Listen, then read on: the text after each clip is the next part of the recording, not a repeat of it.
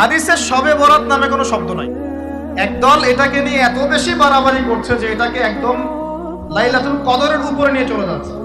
আরেকদল দেখা যাচ্ছে এটাকে এমন ভাবে পরিত্যাগ করছে যে এতে কিছুই করা যাবে না, কোনো ফজিলতি নাই।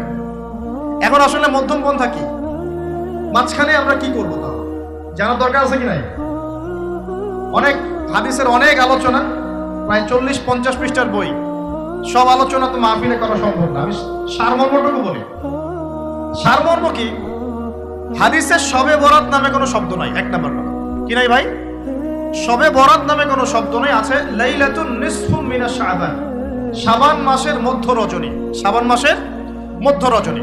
শাবান মাস কি? উত্তর, নবী সাল্লাল্লাহু আলাইহি ওয়াসাল্লাম রমজান মাসের পর যে মাসে রোজা রাখতে বেশি গুরুত্ব দিয়েছেন তার নাম শাবান। আয়েশা রাদিয়াল্লাহু আনহা তিনি বলতেন যে শাবান মাস আসলে নবী সাল্লাল্লাহু আলাইহি ওয়াসাল্লাম এত বেশি বেশি রোজা রাখতেন যে মনে হতো তিনি রোজা ছাড়বেনই না, সারা মাস রেখে ফেলবেন। বেশি থেকে বেশি রোজা রাখতেন শাবান মাসে। প্রশ্ন হচ্ছে কেন?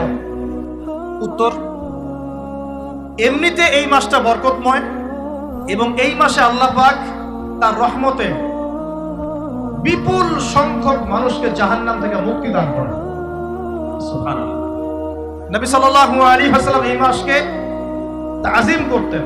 এই মাসের সম্মানার্থে, এই মাসে আল্লাহর রহমত বরকতের স্বার্থে নবী করিম সাল্লাল্লাহু আলাইহি ওয়াসাল্লাম এই মাসে বেশি বেশি রোজা রেখেছেন। সুন্নত কি শিখলাম?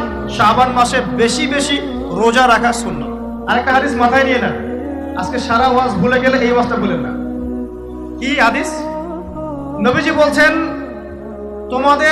তোমাদের সামনে, হে আমার সাহাবীরা, তোমাদের সামনে এমন একটা যুগ আসছে, ওই যুগে আমার সুন্নতকে ধরে রাখাটা হাতের মধ্যে আগুন ধরে রাখার মতো। আমি অনেকদিন এই লেকচারে এই হাদিসটা বলেছি।